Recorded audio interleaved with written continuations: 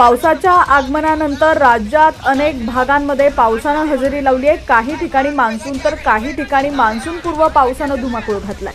आजही राज्यातील अनेक जिल्ह्यांमध्ये पावसाचा इशारा देण्यात आलेला आहे।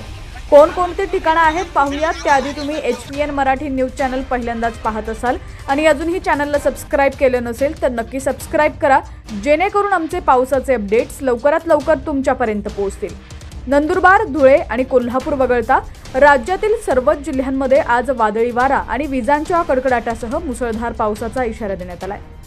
या सर्व जिल्ह्यांमध्ये पुढील 12 ते 16 तासांसाठी हवामान विभागाकडून पावसाचा इशारा देण्यात आला असून येलो अलर्ट जारी करण्यात आलेला आहे। पुण्यातही आज मुसळधार पावसाचा अंदाज आहे। उत्तर मध्य महाराष्ट्र आणि मराठवाड्यातील जिल्ह्यांमध्ये तुरळक ठिकाणी विजांच्या कडकडाटासह वादळ सोसाट्याचा वारा 50 ते 60 किलोमीटर प्रति तास वेग असणार आहे आणि मुसळधार पाऊस पडण्याची शक्यता आहे। दक्षिण कोकणातील जिल्ह्यांमध्ये तुरळक ठिकाणी मुसळधार पाऊस पडण्याची शक्यता आहे।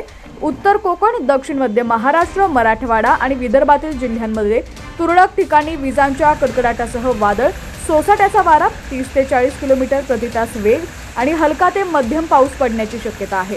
मुंबई शहर आणि उपनगरामध्ये साधारणपणे ढगाळ आकाश आणि मेघगर्जनेसह मध्यम पावसाची शक्यता आहे। कमाल आणि किमान तापमान 33 डिग्री सेल्सिअस आणि 28 डिग्री सेल्सिअसच्या आसपास असेल।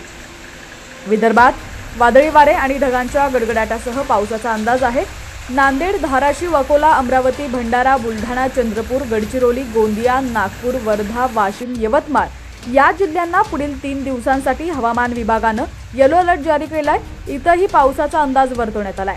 असेच पावसाचे दररोजचे अपडेट्स पाहण्यासाठी HPN मराठी न्यूज चॅनलला सबस्क्राइब करा आणि बेल आयकॉनवर क्लिक करून नोटिफिकेशन्स मिळवा, जेणेकरून आमचे अपडेट्स लवकरात लवकर तुमच्यापर्यंत पोहोचतील।